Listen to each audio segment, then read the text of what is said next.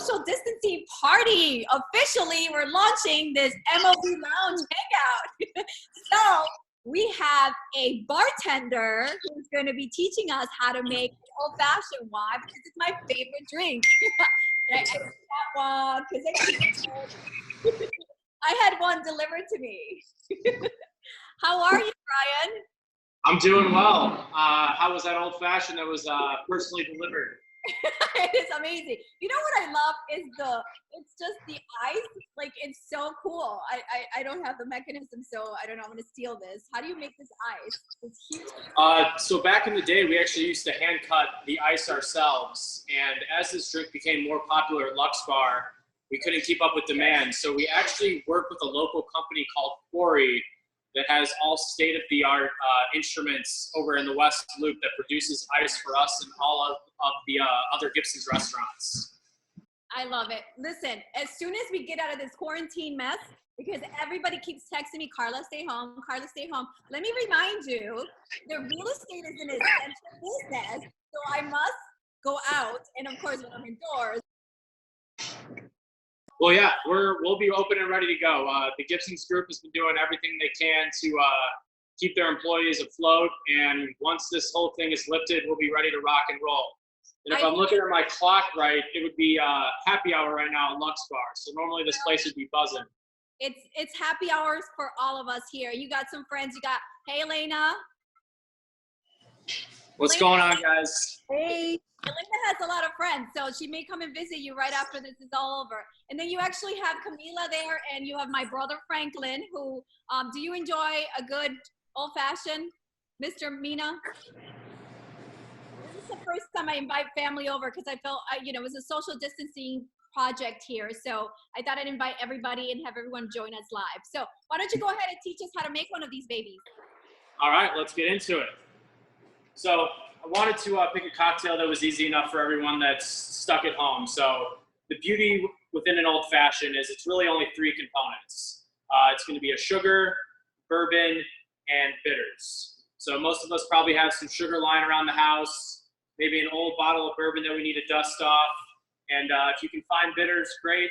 If not, they're not technically necessary within the cocktail, but I will explain why they kind of add a little bit to the drink here as we get towards the end. But for those of you that don't have everything made, the sugar syrup is pretty simple to make. It's going to be 2 parts sugar to 1 part water. So pretty straightforward. Use a measuring cup, get it in a pot, reduce it down, and let it cool before you start using it in a cocktail. The second part, bourbon, we use Knob Creek here at Luxbar. The whole purpose behind this drink back in the day was bourbon wasn't as refined as it is nowadays. So the sugar kind of helps cut the edges of the whiskey. And then the last component, the bitters, is going to kind of act as the salt and pepper of the cocktail and really elevate the drink to the next level. You can see here that we have a really fancy stirring glass in front of us. I know not everyone may be blessed to have such a thing in their house, but I know most of us have a nice beer glass that we like to drink out of, your pint glass. You can use this as the vessel to stir your cocktail. But enough talking, we'll kind of get into it. This is going to be a jigger. If you don't have one of these in your house, a measuring cup will work as well. Just something to kind of control the liquid as we pour it into the drink. So we're going to start here with a 1/4 ounce of our sugar syrup. If you guys have a dark sugar at home, that's going to act best. We're trying to elevate the flavors that are within the whiskey. So when you think of whiskey, you obviously think of dark flavors, vanilla, toffee, caramel. So darker sugars that you have lying around, like a turbinado or a brown sugar, are going to kind of mimic the flavors within the whiskey. Once we've added the sugar, we're going to do 2.5 ounces of whiskey. If you need to do 3, I know we're stuck in quarantine, so you may need a stiffer cocktail.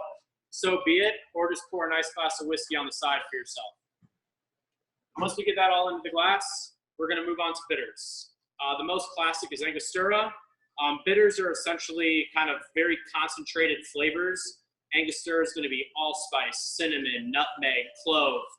So all of these things are kind of, like I said earlier, be the salt and pepper.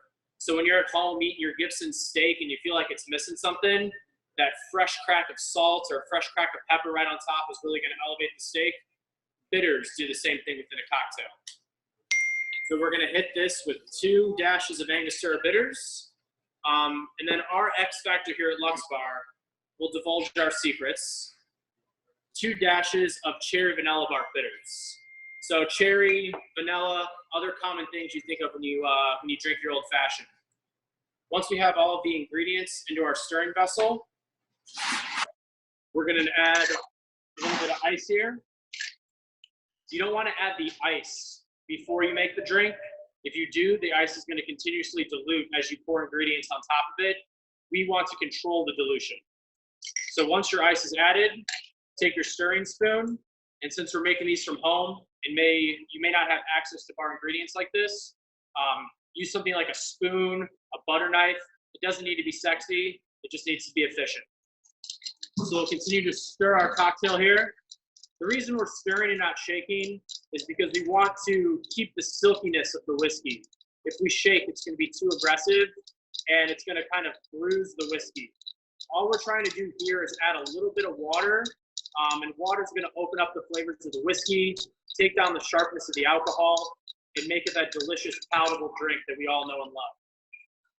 So after we've stirred for about 10 seconds, we're going to grab what Carla alluded to earlier, our lovely hand-cut ice cube from Corey. We'll drop that into the glass.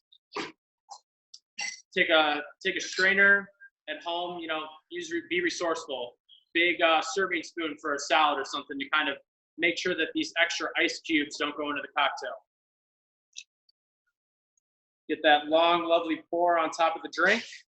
I could totally do that myself. I'm a mixologist. Can I get a job there?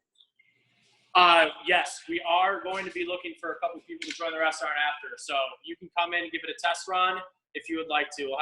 We'll have you in for a stage, as they would say. See how your home cocktailing skills relate to life behind the bar. What is that called? Stage?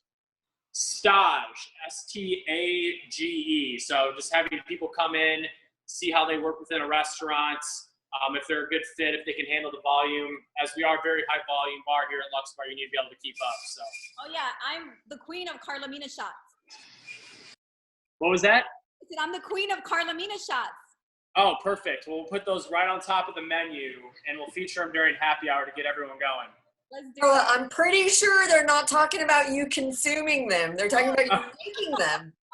Oh, well, perfect. Well, then we'll come up with the chamomile shot. We can do that for you, too. Let's do it. But as we get to the finishing touch of the cocktail, we're going to want to hit it with an orange zest. These orange oils on top are going to give you kind of a brightness to the cocktail as we have a very rich drink.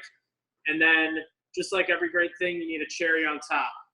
So we'll garnish it with our Luxardo cherry here to finish off the cocktail. And there you have the Luxbar Old Fashions. Wow. Cheers, everyone. What are you holding? What is everyone holding? Oh, I'm holding my Old Fashioned. What are you holding, Rebecca? That is terrible. I have pink lemonade. Yeah, well. Don't lie. There's some vodka in that pink lemonade. Oh no, I'm very, very pregnant. I am due in a week and a half. So. Okay, well, I was unaware of that information, so. There's yes, no vodka, I swear. Thank you so much, Ryan, for spending this time with us and teaching us how to make this amazing drink. It's really my favorite. It was a last-minute addition. As you can tell, I have my assistant here. I'm going to start cleaning some of that and compound. Great stuff. Thank you so much. And cheers, everyone. Thank you so much for joining us in this social distancing era of, hanging out with each other.